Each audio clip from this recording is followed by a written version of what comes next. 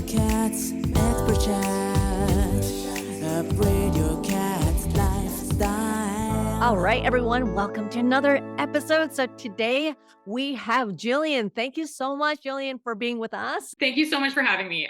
Gillian Gallimore is the founder of The Healthy Feline, which is a science-based and nutrition-forward virtual consultancy that is aimed at helping cats and their humans live better together. She believes that health begins with nutrition and focuses her work on diet and behavior. Not only that, she employs force and fear-free training techniques while she is helping these guardians manage litter box issues, aggression issues, excessive vocalizations, destructive scratching, obsessive behaviors, obesity, and pickiness. A lot of the really common things that we hear in the cat world.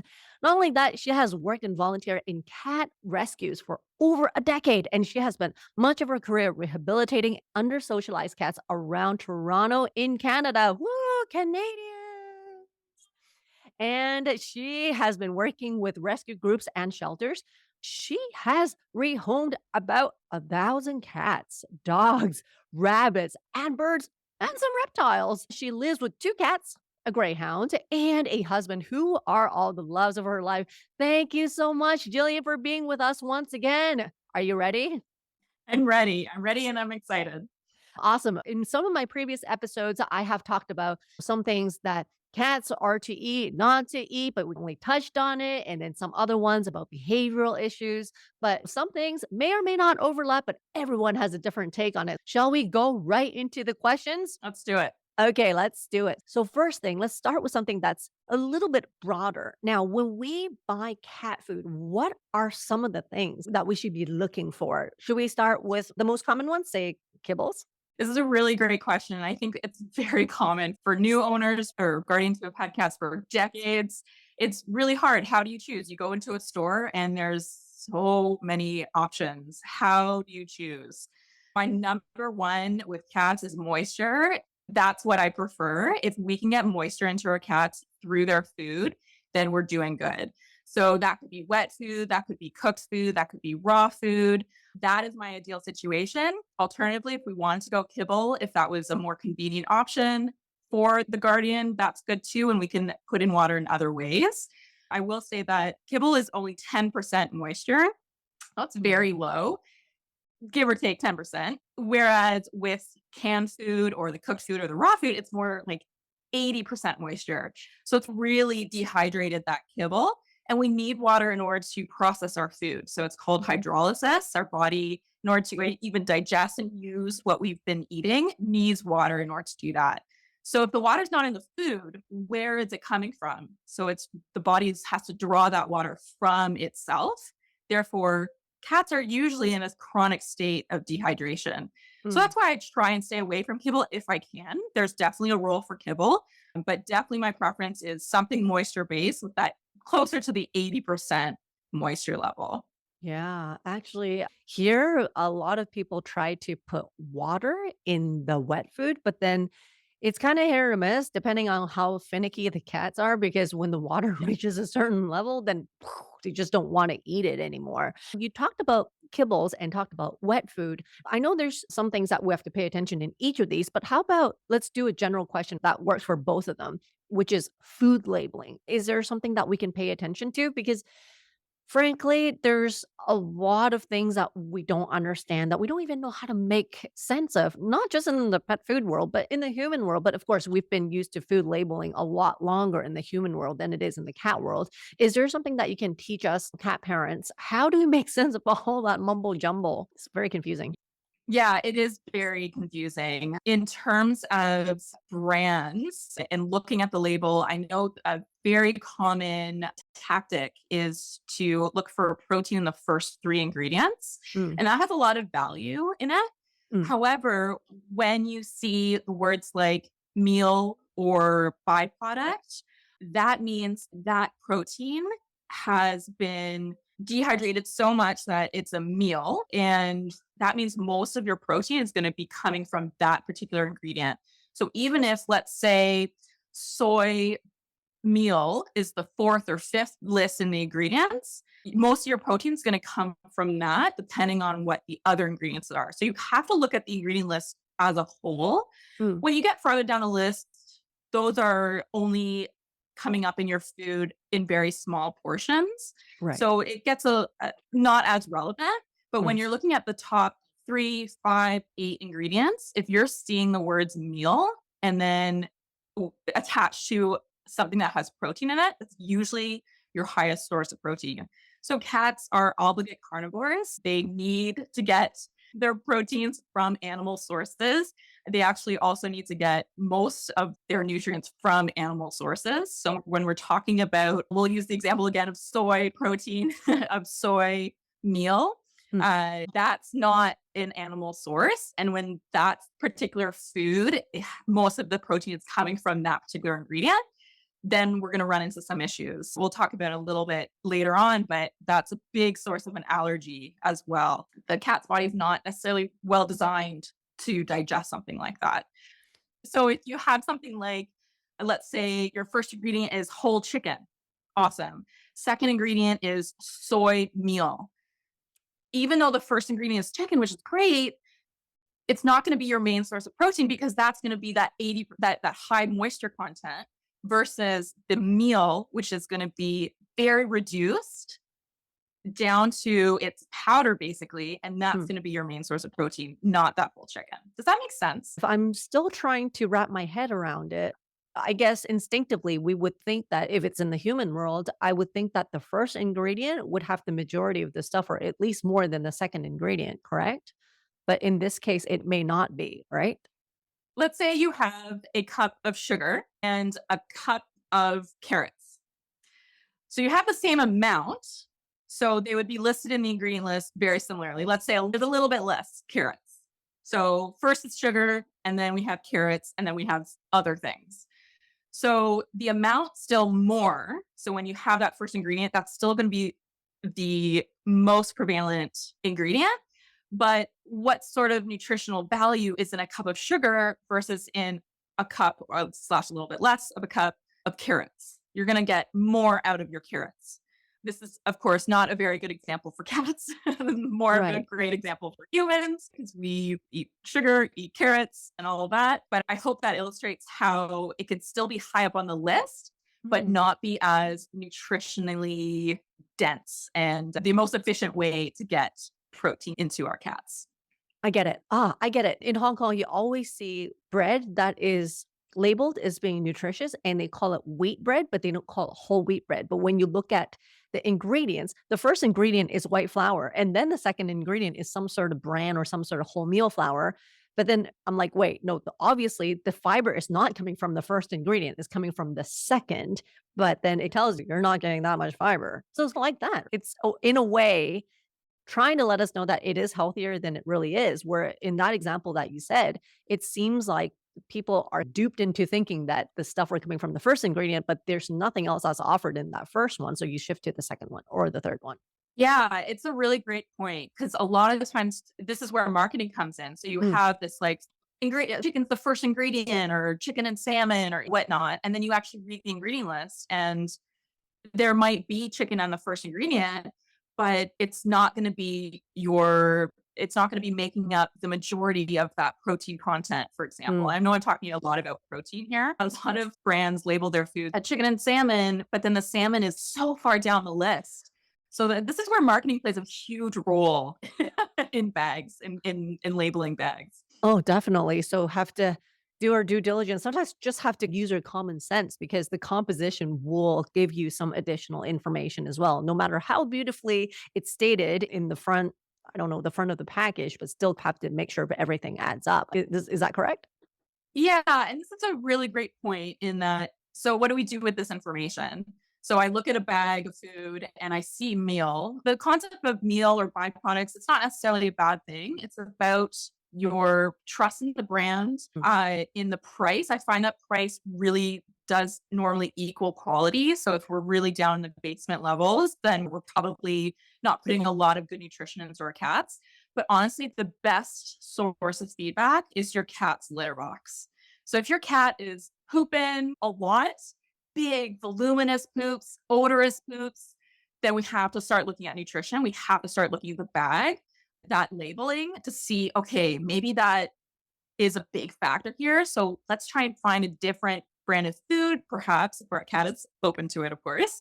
So if we're looking at our food and the main protein source is a soy meal, for example, okay, maybe we should look for a brand that doesn't have that source as the main protein. Just as an example, every cat is different and how they react to a brand of food is just going to be an individual choice. And that's why it gets so complicated because I can't necessarily give you the magic wand, this is what to do. It's so individual and cost, accessibility, like how can you get it? Is it widely available? All those other questions. So it really gets complicated. So I just kind of want to backtrack a little bit. Did you say about the huge volume in poop? What does that actually mean when, say, this cat was eating this type of food and they have these bulky, big volume poop? What does that mean as opposed to? I'm glad you picked up on that. I am a firm believer in my cat's litter boxes being not smelly. I don't want to be able to smell my cat's poop at all. That doesn't mean I'm not scooping twice a day or cleaning up the little box, none of that. But if I can smell my cat's poop, something nutritional is happening. So every cat poops a little bit different. So you might have a cat who poops twice a day, and that's totally normal for them. You might have a cat who poops once every other day, and their poops are perfect and they're eating great. That's normal for that cat. All of these questions are absolutely directed to your vet. Your vet's going to know what's normal. There's Right. definitely a big range. But if you're finding that your cat is pooping a lot, let's say 4 to 5 to 6 even times a day, and it is massive poop. So let's say this is not right amounts, but it's an example, it's an analogy. You're feeding 1 cup of food and they're pooping out a cup of poop. What are they actually absorbing into their bodies? So it's not exactly 1-to-1 like that, but you have to start asking if they're pooping as much as they're eating, what is their body even taking up to make themselves, their beautiful fur, their teeth, their claws, all that. What are they actually using? That's what I mean by volume. With odor, again, don't want to smell it. No one wants to smell their cat poops, right? So that is always the goal. I find that the higher we go in the nutrition, in good quality proteins, animal sourced ingredients, the better our cat's poops are, and therefore our lives too. I actually see that. I was testing some food and I noticed that some do produce a lot more poop than the other ones, although I feed them the exact same amount. So now I'm going to think about what you just said. That is a very extreme, but very useful analogy. Thank you. I never put that into that perspective. You're right. If I eat a burger and I poop out a burger, then okay, then what did I just absorb myself? Probably nothing. Okay, now moving on to the next question is it's also food related. A lot of people talk about this. What's your take on homemade cat food? Is it possible to make them nutritionally balanced? If so, I'm guessing my speculation is it's quite difficult because their requirements are quite different than that of us dogs. And that formulation it can get quite complex. Can you get a little bit into that just so that we have an idea or if anything, or if anyone's thinking about it? Absolutely. Homemade food is very difficult. We all lead very busy lives. And to add in another layer of making your cat's food can be very difficult for a lot of people. Some people can do it, and my hat's off to them. That's amazing. You have to be so careful with your ingredients. One of the biggest reasons why I do recommend not making your own food is because of something called scope and ingredient creep. So when you have your particular set of ingredients, let's say it's been beautifully formulated, it's to the nines, you're perfect. And then let's say you can't source one of the ingredients, so you have to replace it with something else. That will mess up the entire chemical composition, balancing out omegas and protein to carbs to fat. It'll mess it all up. It's that precise that you need to be. In a global world, we have so much access, the best access we've had to foods in our entire human history, but there are still going to be issues in accessing everything that we need. Not to mention, let's say you buy a bottle of something and then that manufacturer has to change it next year for whatever reason. That's going to change your whole homemade diet as well. So you have to be so on top of things. So that's where ingredient creep comes in. And unfortunately, we're all human. We can't get the brown rice. So we go for the white rice. And we're like, oh, what does that matter? It matters Matters a in the cat lot. world. Absolutely. Not to mention that when we're homemaking, we don't necessarily have the variety that I typically recommend for a fresh and whole food diet. So that's the main takeaway for homemade is that you have to be so careful. And once you get that ingredient list, that recipe made for you, you have to stick to it so diligently. It's the reality of our lives, right? It's not possible. So I do generally recommend a commercial diet rather than a homemade diet. Agreed. And sorry, I'm just going to ask you, it's called source for ingredient creep? Yeah, Like creep it's as in CREEP? yes, yeah, exactly. So I thought I heard you it's wrong. I was like, what? so you might be familiar with it when you're talking about like project management, when you have your task assigned and then that task, or even let's say a mission statement for a business, and then you completely go off the rails and you're just so far away from your mission. And that's called scope creep. So in the homemade cat world, it's called ingredient creep. So the ingredients are creeping off Oh, to a different oh, place than where it needs to be. I get it now. Wow. See, that's why I love these conversations. Is every time I learn something and I'm like, what did you just say? Like, I thought I heard you wrong, but then I asked you a second time, like, no, I heard you. It's creep. Okay. I gotcha.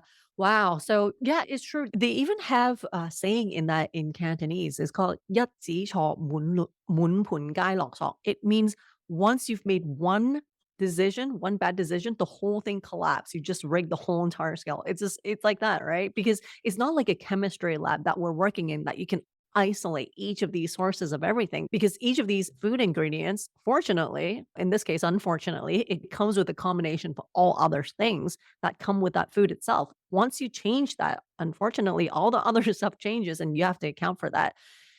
And given that I'm no food scientist, I don't mind cooking for my cats just for supplementation. But if I was to do it for the main meal, I'm not sure if I'm that confident to keep everything that steady. For me, it's going to be quite hard. So I do agree with what you just said. Another thing that is related to cat's diet is how should we determine the ideal amount of food to feed a cat based on their age? What is it? Weight, activity level, sometimes breed? Do you know anything about that? Is there a general thing that we can simplify or just any reference that we should look into?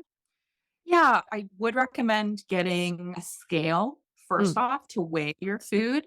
There have been a lot of issues with measuring cups. Like Oh, there have been studies on how inaccurate a measuring cup is versus a scale. So get yourself a kitchen scale and be that exact. Yeah, yeah, it makes life so easy as well. So you have your cat's bowl on the scale and you put in the to the gram the right amount. And let's oh, say you're trying to reduce their weight a little bit, you can note down to the gram. It's really helpful to get that exact. huh. Sometimes we can feed twice the amount when we're using a measuring cup. So that's my number one tip for sure. Yeah. So highly recommend a kitchen scale. I've gotten mine for like 20 Canadian dollars. So they're not very expensive at all. So Mm. definitely an easy purchase for a lot of people. So when it comes to the amount, getting your vet to recommend an amount, if you're worried, absolutely. You can also look at the back of your cat's bag of food or can of food. Now, take their recommendations with a grain of salt. No brand wants any of their cats to lose weight on their diet. It just doesn't look good. Like all brands want their cats who are eating their food to be nice and plump and beautiful and healthy. And all of our cats are for sure. But sometimes they can be a little too plump, a little too chubby. So take your cat as an individual. If you find that they're a little bit on the chonkier side, then we have to readjust. And no cat is going to eat the exact same amount. It just doesn't work like that. They're all different. They're all individuals. I'm just going to digress for a second and talk about how do we assess our cat's body weight. But before you start, I'm guessing what you just said, it's more so for regular food as opposed to, I guess, also for diet food, or do you think it should be followed more so for regular than diet? I guess diet food, they want our cats to lose weight, right? Yes. So in terms of the amount recommended on the bag, do you mean? If we're talking about a prescription diet, it's been given to you by your vet, and your vet should have told you the exact Right. amount that you feed. That's a part of a plan. So let's say you're 1 week into it versus 6 weeks into your diet plan. Those are going to be different amounts of food because as your cat loses weight, they're going to be changing the amount that they need. So that's really important. In terms of a diet food that you would get from your store or from your pet store, it's the same general rule where we're looking at the cat. We have to assess what the cat's needs Gotcha. are. And I will say that cats should not be losing a lot of weight at one time. Okay. I usually aim for 2 pounds a month. Very slow, very slow. Yeah. Okay. We don't want our cat to drastically drop weight. That's Yeah. not fun. So now going back to the weight, the cat's weight you were talking about, you were saying? Yeah. So, really easy way to assess your cat's weight is to look at them from a bird's eye angle. So, you're looking down on them, and do they have a waist? So, does their cute little hips dip in a little bit?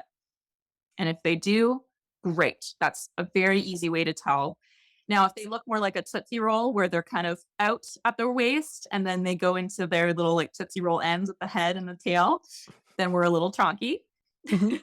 And we should definitely book an appointment with our vet to see what we can do about that. If you take your hand, put it in a fist, and rub your finger along the knuckles, and that's what your cat's ribs feel like, we're too skinny. If we have the flat of the hand and we run our hands over that fleshy part, and that's what our cat's ribs feel like, then we're a little chonky. And if we flip our hand over and rub our finger along the knuckles there, and that's what our cat's ribs feel like, then we're perfect. So we want a little bit of give around the ribs, but don't want too much give. We don't want too much of that fat. So that's a Interesting. more detailed analysis of your cat's body weight. And I'm just going to throw one little side into, if you allow me, to talk about muscle as well. And so Sure. if our cat is losing muscle, get to your vet immediately. Even a 10% muscle loss is a red flag, like the alarm bells are going off. So we definitely want a cat or a vet to be assessing our cat. And how do you assess muscle? A really easy way is if their forehead, that cute little forehead there gets bony. So that's not too nice. And then another way is on the thigh, if it starts to dip in a little bit. So there's that like dip in Let me at the just side. I'm gonna grab the chonkiest cat in the house who is on a diet. She's been losing weight very slowly. If you were to rub your finger, yeah, so she's probably nice and plump there. She's got some good cheeks, like she's got some good cushion around her jaw. Yeah, she's good. Oh my gosh, I don't know about this. She's like, "Did you just say I was fat?" No, we're a work in progress. Just more to love. All right. So you mentioned about the forehead and the cheeks. So that's the main, I guess, the fastest indicators to see if they're losing any muscle. So what does it feel like if they're losing muscle? Like, should the texture feel like? Basically, it's as if you're touching the bone. So there's none of that juicy muscle or tendons or anything like that. It's just as if you're like touching your shin bone or something like that. Like it's bony. Oh, This is all a preamble to just get your cat to the vet for an assessment. Here's a little flag that might be waving. Let's just have a check, make sure everything's tip top shape.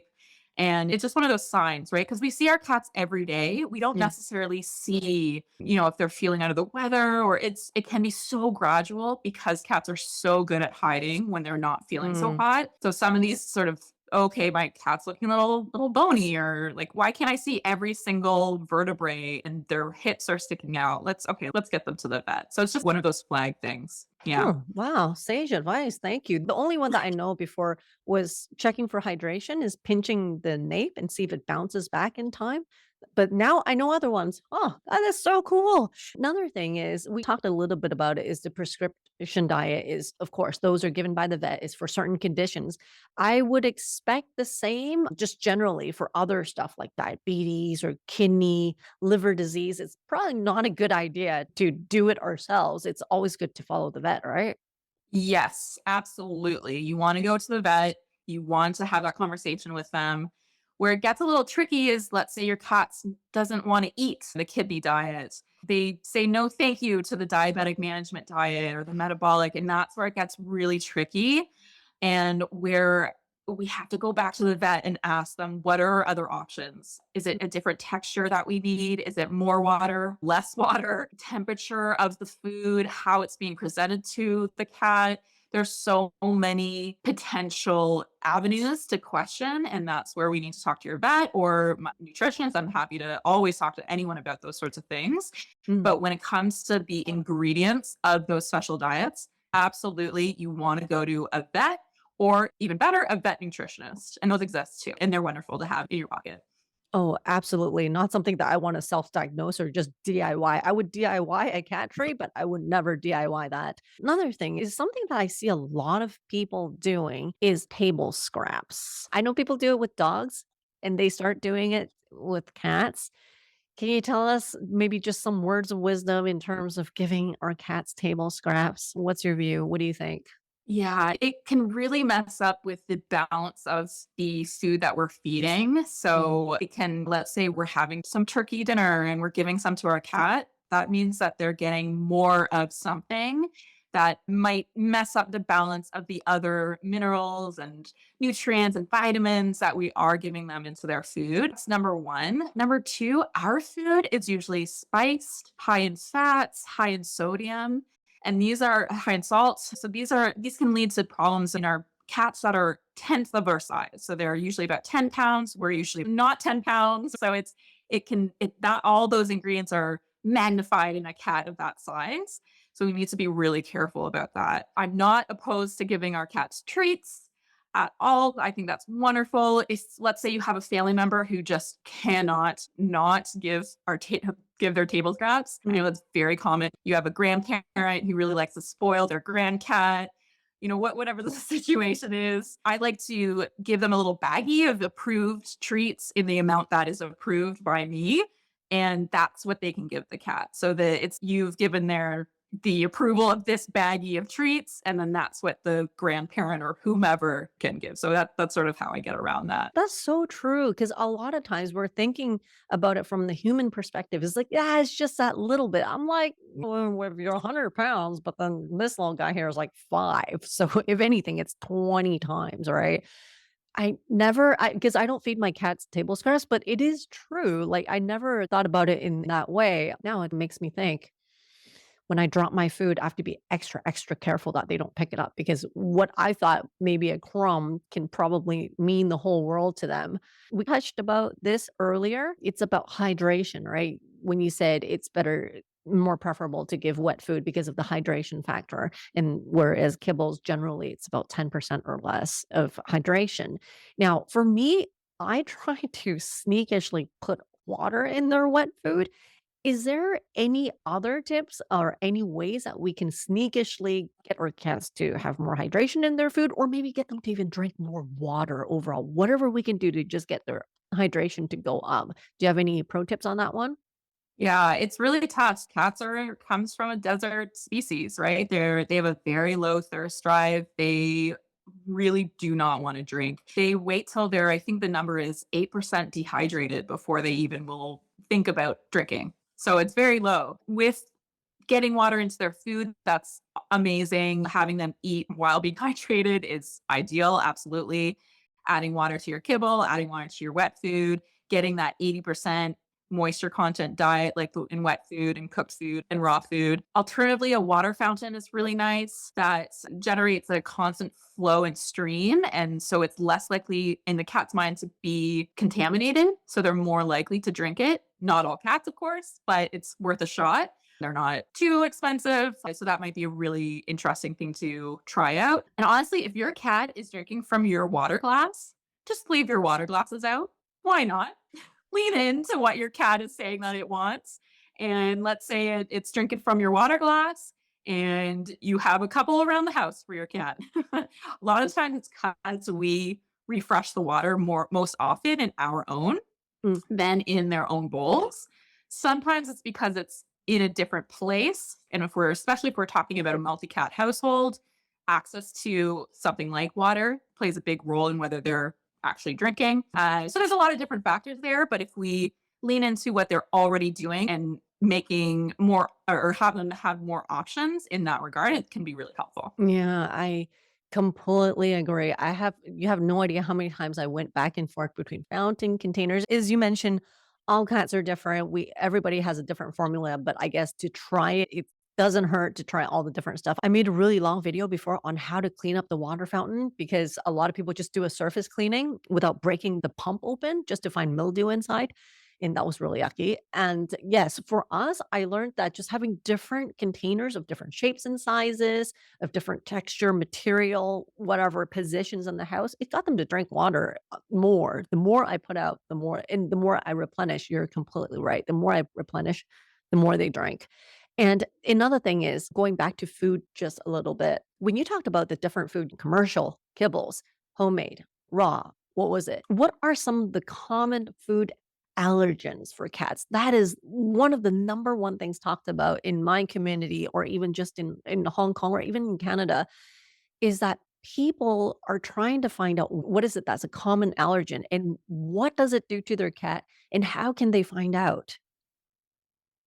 Allergies is really tough. It can be a long, hard journey Yeah. for cat guardians. My heart goes out to all the food allergy cats out there. It really comes down to the individual cat. So you can definitely have a cat who's allergic to chicken or beef or soy. I mentioned soy earlier. There's so many different potential allergens out there. And the question becomes, is it an allergy or is it an intolerance?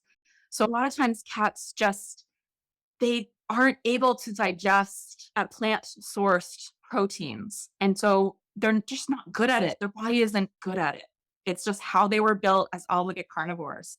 So sometimes food allergies can just be their bodies rejecting, being like, I can't deal with this. So then you have diarrhea, or then you have vomiting, or you have rashes, you have all of the fun stuff that comes out in allergies. So it could be just a cat's body saying, I can't deal with this. I need something that my body can deal with. And that answering that question is so difficult. So in terms of common, like I've worked with cats who've had those chicken allergies, who've had those beef allergies, it's salmon allergy, it can be anything. And it really comes down to the health of your cat's gut. If you're okay with me getting into a little bit in the weeds with gut health, we can Yeah. talk a little bit about that if you're okay with that. Yeah, definitely. Because they started talking about that in the last 10 years in the human world, the microbiomes. We don't really talk that much about it if you were to have this conversation like a decade ago. So yes, please do. Gut health. Please do tell us. Gut health. There's a lot of research in terms of dogs and humans, not unfortunately with cats. So I have to make that disclaimer first. But what I can say is that generally, if your gut health is compromised, you're going to have symptoms. So what I mean by compromise, your gut lining has all these cells that make up the gut lining that are tightly packed together. They're called tight junctions. Okay. And when they are inflamed, those tight junctions start to separate, which means that your gut lining doesn't have that seal anymore. Because really your gut, your stomach, your esophagus, all that is the outside world, right? It's not yet in your body. It hasn't True. passed through that lining yet. So if we don't have that perfect seal, then bad things can get into our body. And that's when our body has that response of rashes and vomiting and diarrhea and, all of those symptoms that we classically see with the food allergy. So we need to protect that gut lining. And how we do that is feed appropriate food for our animals, for our cats. We add in a probiotic to support our gut. Now, I will say, again, not a lot of evidence for cat-based probiotics. We have to protect the gut. The major thing is having an anti-inflammatory diet. So what does that mean? A lot of times that is we're adding in fish oils. So omega-3s are an anti-inflammatory. Mm. A lot of our food is full of the other omega, which is omega-6, which is a pro-inflammatory. Unfortunately, I'm going to pick on chicken for a little bit here. Chicken is usually a high fat animal. It's just how we humans have raised them to become our livestock, an unfortunate consequence of what we've done to them. And that means they are high in omega-6, so that pro-inflammatory omega. So if we're feeding our animals with a pro-inflammatory food, they're going to have that inflamed response. So in order to balance that out, we need the omega-3s, which are an anti-inflammatory. So it's a very brief explanation. We can absolutely get into it more if you want. But really, we're looking for food that calms the body down, that the body is able to digest and is balancing out these pro-inflammatory and anti-inflammatory omegas. That's very interesting. That's a good direction to be looking at. So definitely something to look into in terms of gut microbiome, because as I said, it's something that's only been pretty much talked about in the last decade or so for just regular people, but definitely do look into it because I think one of my cats, this guy, he was abandoned from his previous parent. And they got rid of him because he was having really bad diarrhea. I think it was breed and just health condition specific. And he was literally just like the fountains at the Bellagio. So that's what his poop looked like. And they got rid of him at 13 months, blink of an eye. And it was the gut microbiome that saved him. We found the right probiotic, and that watery poop went away within a week. Even steroids, even antibiotics didn't do the job. But when we found the right kind of GI biome, it just worked like magic. We went through 8 or 9 brands and I was like, oh, but as soon as the right one hit, we're like, poof. So he's good as new now.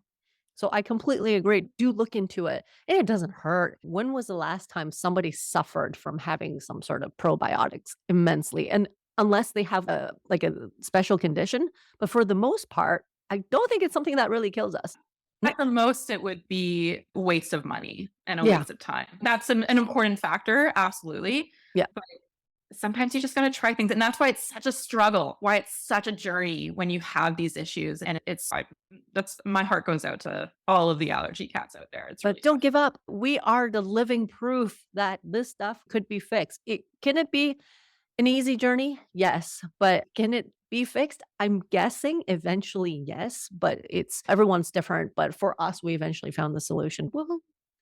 And I know earlier you talked about commercial diets, you talked about homemade, and you kind of touched on raw. Now, this is going to be the last question that I have for you in the food department is what is your take for raw diet when it comes to cats? What do you think are some of the pros and cons so that everyone can make their own decisions if they're thinking about trying or switching to a raw diet? I really do like the raw diet, a commercial raw diet for cats. As we probably all know that they are obligate carnivores. They do need their nutrition from animal sources.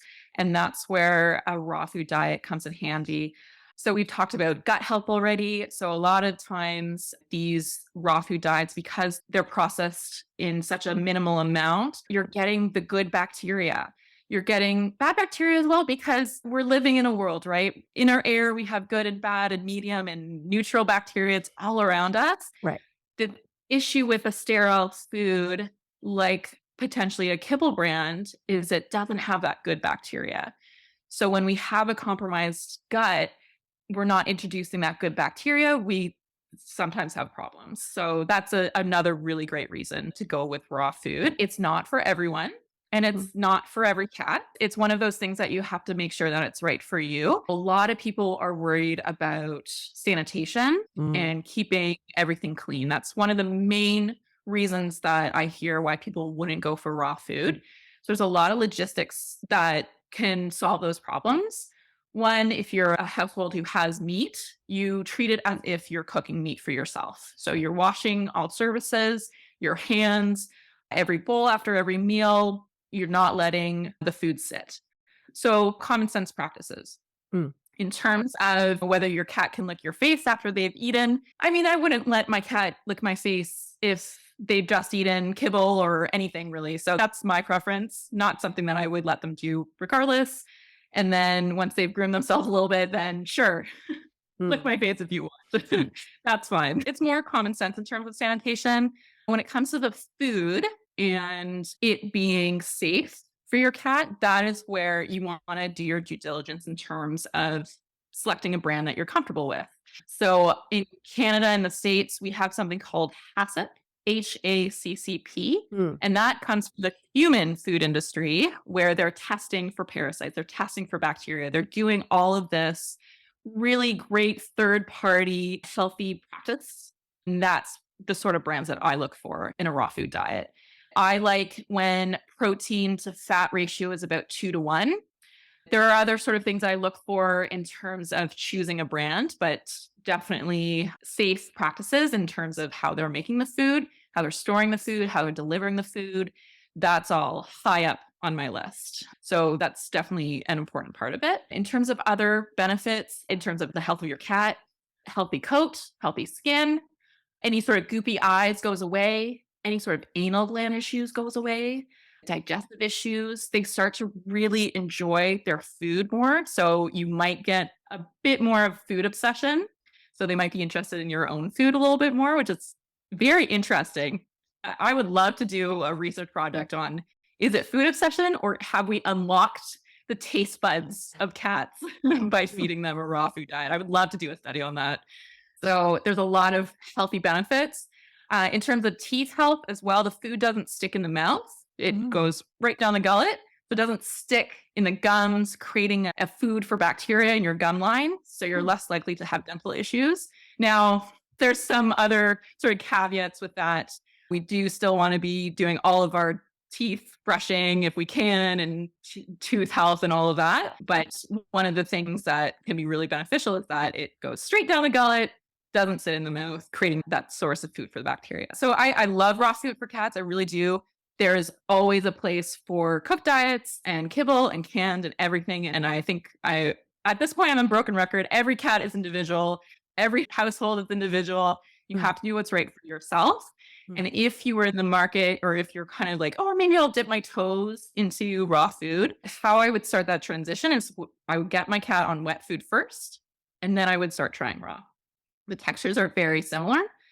So with a cat, getting them onto raw from a kibble diet can be a little bit more challenging. And actually, that's something that I can help with too, making that transition over into a different food. Okay. There's a lot of talk on raw food in the recent years. Lots of pros and cons. And I think you talked about a lot of the pros. A few cons that I can think of, given the pros, is especially in Hong Kong, our summers get really hot. Sometimes it's 37 or 39 degrees at the hottest. Even if, from my experience, even if I found one that I think the composition and the brand and everything is good, for me, the biggest concern is the food handling, kind of going back to the food safety 101 you were talking about, when it's in transport, because I can't guarantee that the truck drivers or the people that's handling it between the different parties are so diligent about it to keep it in the freezer the whole time. Sometimes it get left in the sidewalk for a while. I remember times that I got raw barf meal, and the first, I think, almost 1 centimeter of that sealed package was defrosted.